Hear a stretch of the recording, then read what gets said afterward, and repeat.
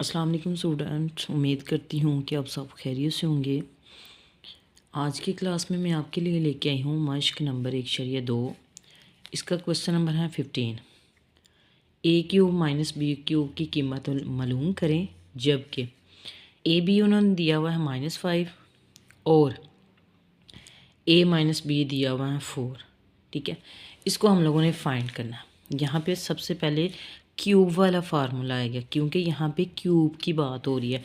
तो हम लोगों ने करना है ए माइनस बी क्यूब और साथ हमारे क्या 4 की वैल्यू का क्यूब। ठीक है, क्यूब का फार्मूला हम लोग खोलेंगे। क्यूब का फार्मूला जो कि आप लोगों ने याद भी किए हुए हैं। मेन चीज़ इसमें यह है कि बेटा आप फार्मूले याद कीजिएंगे। जब आपको फार्मूले याद हो जाएंगे तो आपको क्वेश्चन करना बहुत इजी होगा। यहाँ पे हम लोग क्यूब का फार्मूला खोलते हैं। A cube minus 3ab a minus B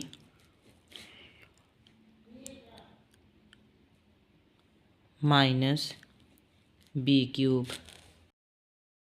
तो यहाँ पे हम लोगों ने ये जो 4 हैं इसको 4 multiply by 4 multiply by 4 3 time हम लोगों ने इसको मल्टीप्लाई करना है। तो इसका आंसर हमारे पास आता है 64।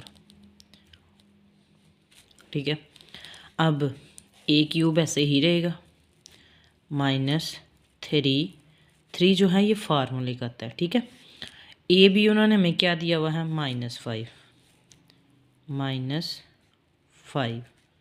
और ए माइनस बी क्या दिया हुआ था 4